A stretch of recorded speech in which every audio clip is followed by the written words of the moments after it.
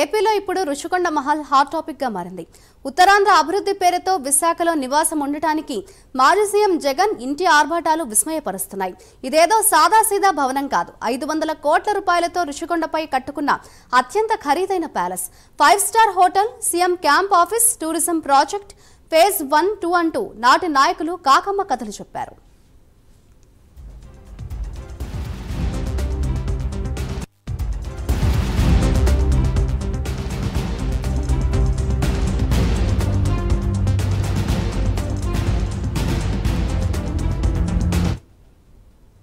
రుషికొండపై జనం సొమ్ముతో జగన్ కట్టుకున్న జల్సా మహల్ గుట్టు బయటపడింది. నిర్మాణం పూర్తయిన ఈ ప్యాలెస్ ను ఆదివారం టీడీపీ నేతలు సందర్శించారు. అందులో అడుగుపెట్టిన వారు విస్తుపోయేలా అత్యంత ఖరీదైన గృహ అలంకరణ వస్తువులు, తలుకుమనే ఫ్లోరింగ్ నిర్మాణాలు చూస్తే ఆశ్చర్యపోయారు.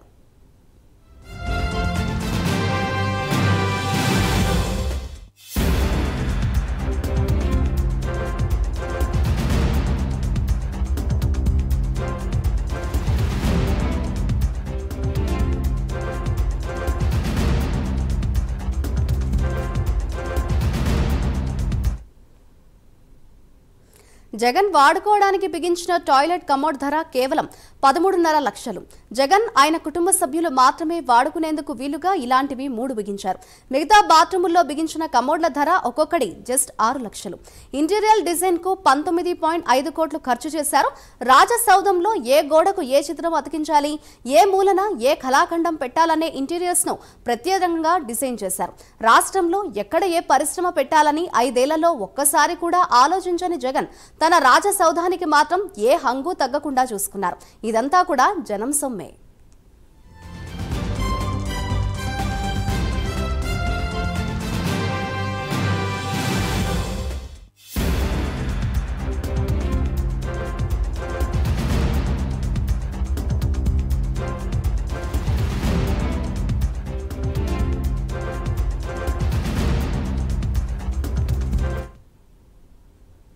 రుషికొండ ప్యాలెస్ లో ఎటు చూసినా ధగధగలే. వీటన్నిటినీ తలదన్నేలా సీలింగ్ మిలమిలా మెరిసిపోతోంది.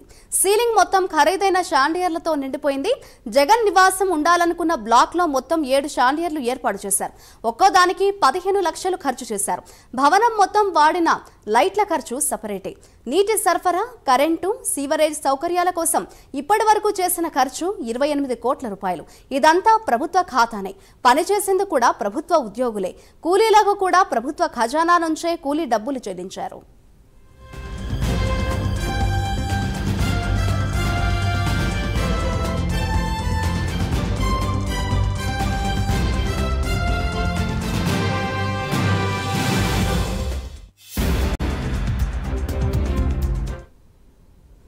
జగన్ ప్రజల సొమ్ముతో నిర్మించుకున్న జల్సా ప్యాలెస్ లో సోఫాలు, బల్లలు, కుర్చీలు, టేబుళ్ల వంటి ఫర్నిచర్ కోసం 14 కోట్ల రూపాయలు ఖర్చు చేశారు.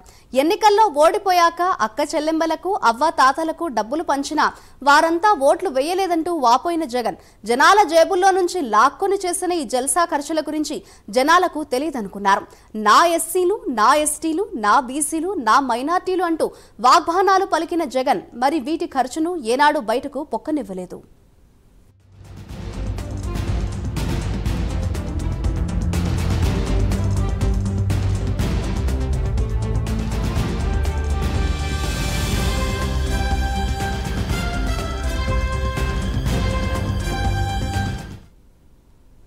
భవనంలో అడుగు పెడితే పాలరాతి చలువల వలె ఉండే విధంగా డిజైన్ చేశారు.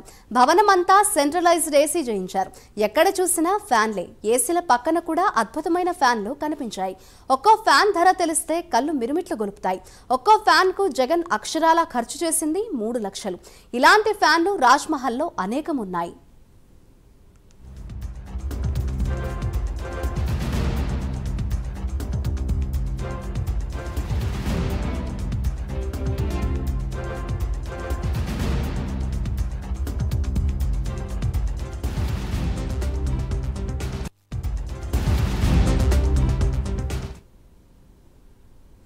మరోవైపు రుషికొండ నిర్మాణం పర్యాటకుల కోసమేనని నాటి మంత్రి రోజా అవాస్తవాలు చెప్పారు. విశాఖలో సీఎం క్యాంపు కార్యాలయం ఏర్పాటు చేయాలని నిర్ణయించారు. దానికి అవసరమైన భవనాల ఎంపిక కోసం ఏర్పాటైన త్రిసభ్య కమిటీ రుషికొండ భవనాన్ని సందర్శించింది. ఇది జగన్ కు బాగుంటుందని భవనాలను పరిశీలించిన కమిటీ సూచించిందని రోజా ఆనాడు చెప్పుకొచ్చారు. జగన్ అంగీకరిస్తే క్యాంపు కార్యాలయంగా ఇచ్చేస్తామని ప్రకటించారు. ఆ భవనాన్ని జగన్ నివసించడానికి వీలుగా విలాసవంతంగా నిర్మించుకున్నారని బయటపడింది.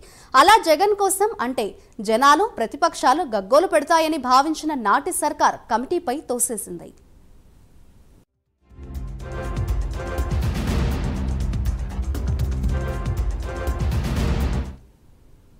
నీటి సరఫరా కోసం 100 కిలోమీటర్ల డొమెస్టిక్ సమ్, మరో 150 కిలోమీటర్లతో ఫైర్ సమ్, వ్యర్థ జలాల శుద్ధికి 100 KLD సుయూజ్ ట్రీట్మెంట్ ప్లాంట్లు నిర్మించారు. విద్యుత్ సరఫరా కోసం కంటైనర్ సబ్స్టేషన్, ప్రత్యేకంగా అండర్ గ్రౌండ్ కేబుల్ వ్యవస్థ, 1000 KVA ట్రాన్స్ఫార్మర్లు, 100 KVA సామర్థ్యం కలిగిన 3 జనరేటర్లు ఏర్పాటు చేశారు.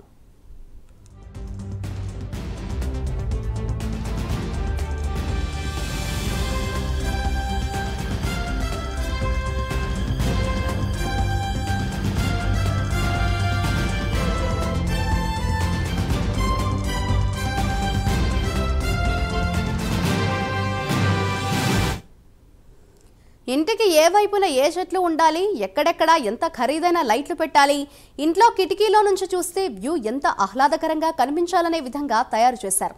ఖరీదైన మొక్కలు నాటే గార్డెన్ను విలాసవంతంగా తీర్చిదిద్దారు. దీనికి 22 కోట్ల రూపాయలు ఖర్చు చేశారట.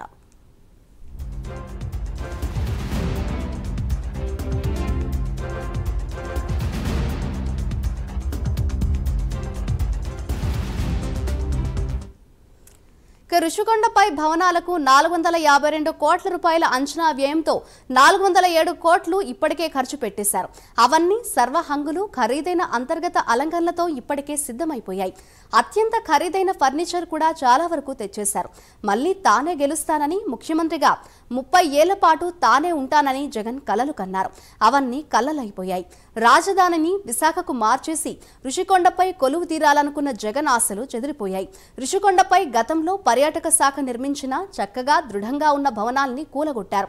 రిసార్టులు కడుతున్నామన్న పేరుతో సంబంధిత శాఖల నుంచి అనుమతులు తీసుకున్నారు. కానీ అక్కడ జగన్ నివాసానికి, సీఎం కార్యాలయానికి భవంతులు కట్టేశారు.